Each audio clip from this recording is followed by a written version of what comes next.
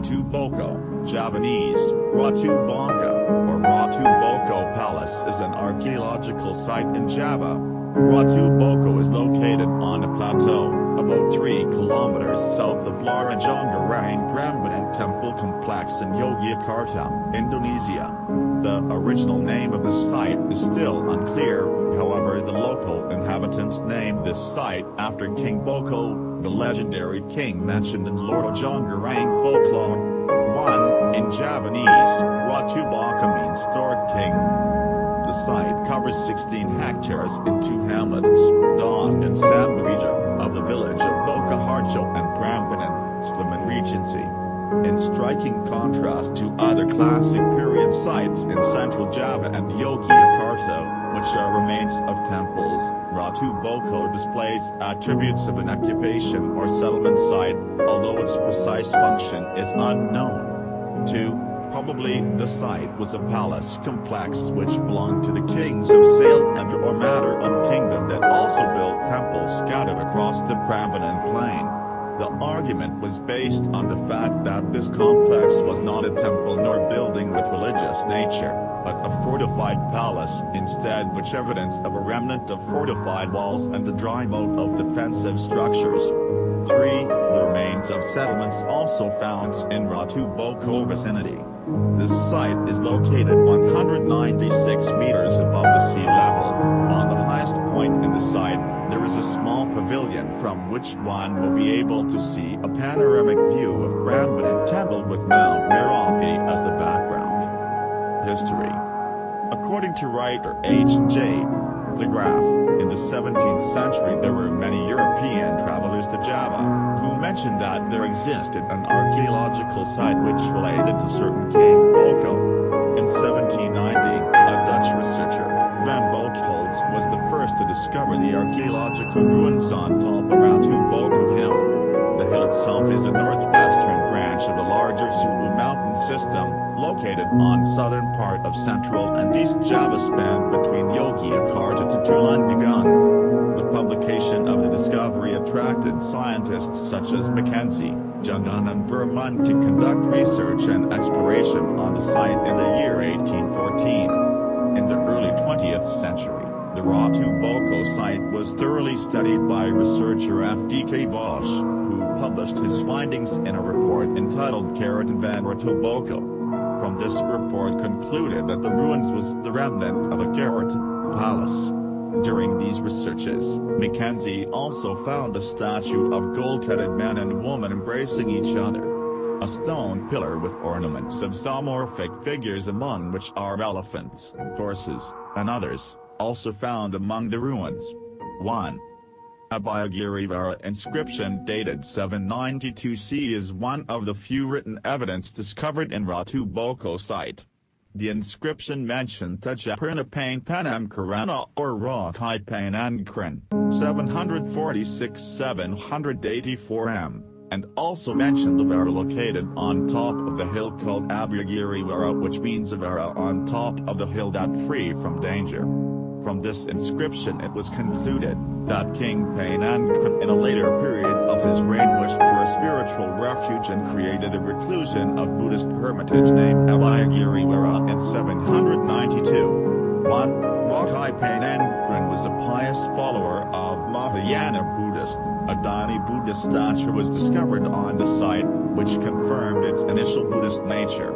Nevertheless, some Hindu elements are also found at the site, such as the discovery of statues of Hindu deities, Durga, Ganesha, and Yoni.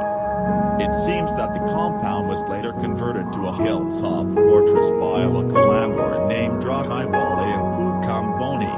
According to the Shiva Gruha inscription, the place was used as a defensive fort, consisting of hundreds of stacked stones.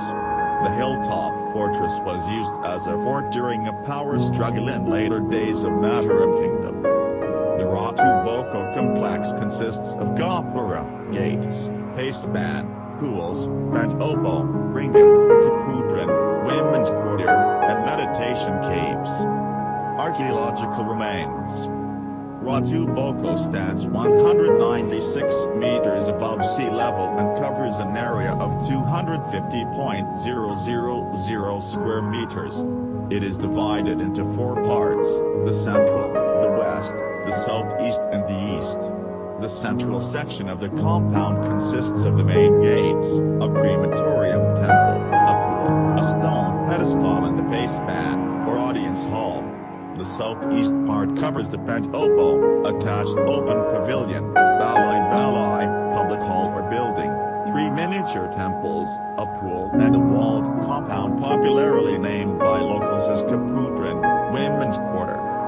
At Ratu Boko, traces of probable secular structures have been found, which were erected on a plateau divided into terraces, separated from each other by stone walls and stone-faced ramparts, talud.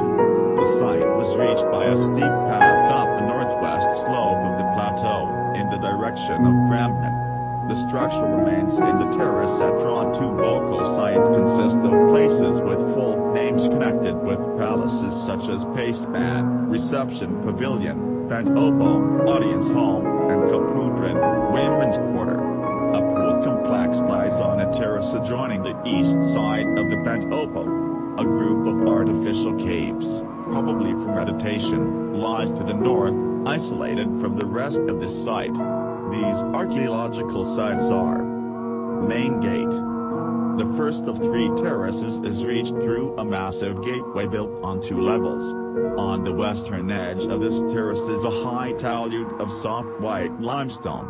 The second terrace, separated from the first by andesite wall, is reached through a gateway in form consisting of 3 doors, a larger central one flanked by 2 of lesser dimensions.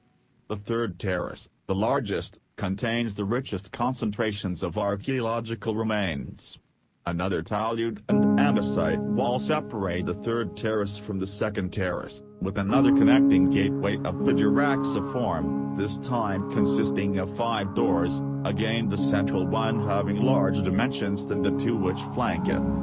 It is read on the main gate Panadwara that was written by Rakai Panadwara, descendant of Rakai Panadwaran.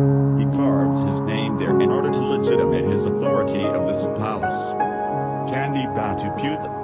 Literally, Batu Putih means white stone. It is a structure made from white limestone on the north side of the first row of the gate on second terrace. Candi Pambakaran. Candi Pambakaran, possibly a crematorium. Beyond the second row of gates on third terrace, on the north side of the plateau there is a structure similar to the base part of the temple with 2 terraces about 26 by 26 m in size. On the center of a per terrace is an empty descending square hole. The building probably functions as crematorium to burn the corpses. Paceman. On the plateau on the third terrace, beside the Candi Pambakaran, there are also several square stone structures. On the structures there are some mampak or stones which serve as the base for wooden columns with holes to support the pillars. These structures are highly suggested as the base of the building, since the pillars, wall, and roof are made from organic material. Only the stone floor and base still remain. Pentopo. On the second terrace on the southeast side of the plateau, lies the Pentopo, Audience Hall. The Pentopo is a square stone enclosure surrounded with andesite stone wall with a small Biduraxa entrance gates in the north, west, and south sides. In the center of this walled enclosure there's a stone base formed by 2 separated terraces. The terrace on the southern side is smaller than the northern one. This terrace served as the base on floor of the wooden structure since there are some mampak or stones which serve as the base for wooden columns with holes to support the pillars. Since the pillars, walls, and the roof were made from easily decaying material, such as wood, sirab, wooden shingles, roof, or jut, none of it survives. For only the stone bases still remain, while the organic wooden material of the building is gone. On the south side on the Pentopo, there are 3 miniature temples with a square stone basin in front of it. This small temple probably served a religious purpose, as some kind of Hindu or Buddhist oldest shrine in the Ratu Boko complex. Kaputran and Bathing Place.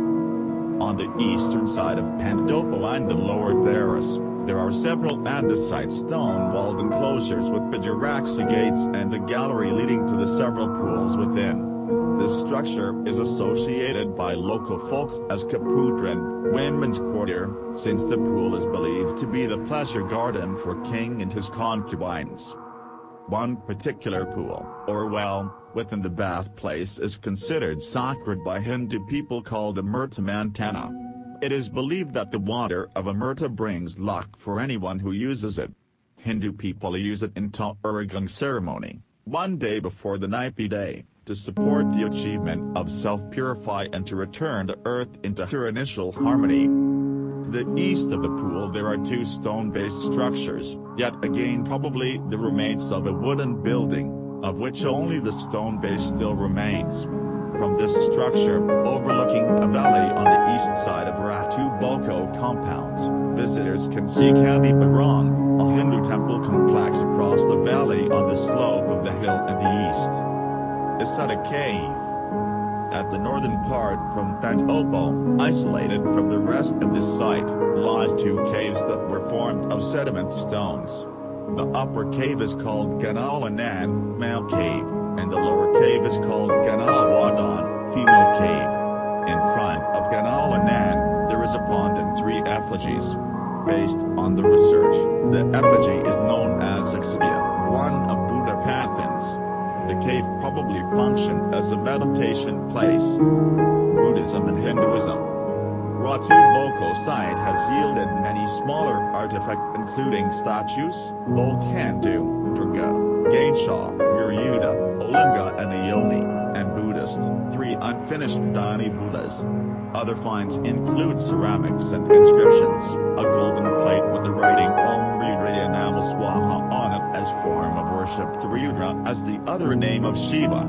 This proved that the Hindus and Buddhists lived together with tolerance or innocent criticism.